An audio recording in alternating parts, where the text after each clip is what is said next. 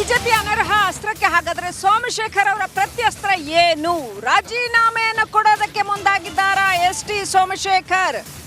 ಇಷ್ಟೊಂದು ತಾರಕಕ್ಕೆ ಹೋಗುತ್ತಾ ಇದು ಅಂತ ನಿರೀಕ್ಷೆ ಮಾಡಿರದೇ ಇದ್ರು ಕೂಡ ಇದೀಗ ಬಿಜೆಪಿಯ ಮುಖಂಡರುಗಳು ಸ್ಪೀಕರ್ ಕದವನ್ನ ತಟ್ಟಿರೋದ್ರಿಂದ ಬಿಜೆಪಿಯ ಪಾಳೆಯದಲ್ಲಿರೋ ಸೋಮಶೇಖರ್ ವಿರುದ್ಧ ಸಾಕಷ್ಟು ಆಕ್ರೋಶ ಕಂಡು ಬಂದಿರೋದ್ರಿಂದ ಎಲ್ಲೋ ಒಂದ್ ಕಡೆ ಬಿಜೆಪಿ ಪಾಳೆಯಕ್ಕೆ ರಾಜೀನಾಮೆ ಕೊಡ್ತಾರಾ ಎಸ್.ಟಿ. ಸೋಮಶೇಖರ್? ಎಸ್.ಟಿ. ಸೋಮಶೇಖರ್ ರಾಜೀನಾಮೆ ಕೊಡ್ತಾರೆ ಅನ್ನುವಂಥ ವಿಚಾರ ಕೇಳಿ ಬರ್ತಾ ಇದೆ. ಈಗಾಗಲೇ ಸ್ಪೀಕರ್ ಅವ್ರ ಹತ್ರ ಸಮಯ ಕೇಳಿದ್ದಾರೆ. ಹಾಗೇನೆ ಇನ್ನು ಕೆಲವೇ ಕ್ಷಣಗಳಲ್ಲಿ ಸ್ಪೀಕರ್ ಅವ್ರ ಜೊತೆಗೆ ಮಾತನಾಡ್ತಾರೆ ಅಂತ ಅನ್ಸುತ್ತೆ, ಗೊತ್ತಿಲ್ಲ. ಒಟ್ಟಲ್ಲಿ ರಾಜೀನಾಮೆಯನ್ನು ಕೊಡೋದಕ್ಕೂ ಕೂಡ ಸಿದ್ಧರಾಗಿದ್ದಾರೆ ಎಸ್.ಟಿ. ಸೋಮಶೇಖರ್ ಅಂತ ಹೇಳಲಾಗ್ತಾ ಇದೆ.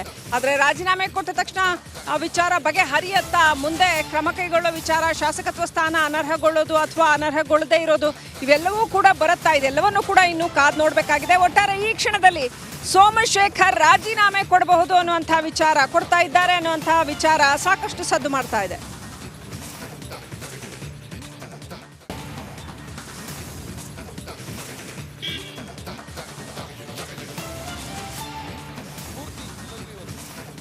ಹೌದಪ್ಪ, ಶಕ್ತಿ ಇರೋವರೆಗೂ ನಡಿಬೇಕು. ಶಕ್ತಿ ಇಲ್ಲದಾಗ ಅಡ್ಡಾಡೋದು. ಸರಿ, ಬಿಜೆಪಿ ಅವ್ರು ನಿಮ್ಮನ್ನ ಕಾಂಟ್ಯಾಕ್ಟ್ ಮಾಡಿದ್ರಂತೆ. ಏನು ಅಭ್ಯರ್ಥಿಗಳು ಯಾರಂದ್ರೆ ಯಾರು ಬೇಕನ್ನ ಕೇಳ್ಬೋದಪ್ಪ. ಹಂಗೆ ನನ್ನೂ ಎಲ್ಲರನ್ನ ಕೇಳ್ತಾರೆ ಓಟ್ ಬಂದು. ತಮ್ಮನ್ನ ಕೇಳಿದ್ರ? ತಪ್ಪೇನೈತಿ?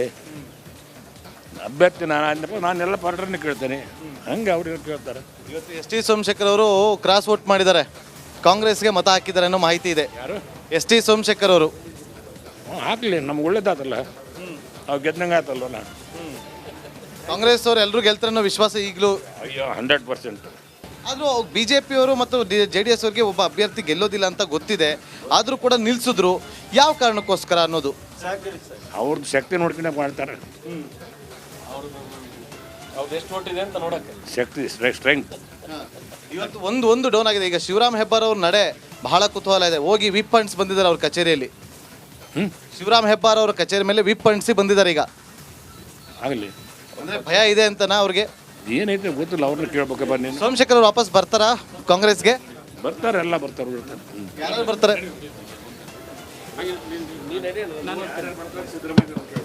ಯಾರ್ಯಾರು ಬರ್ತಾರೆ ಸರ್?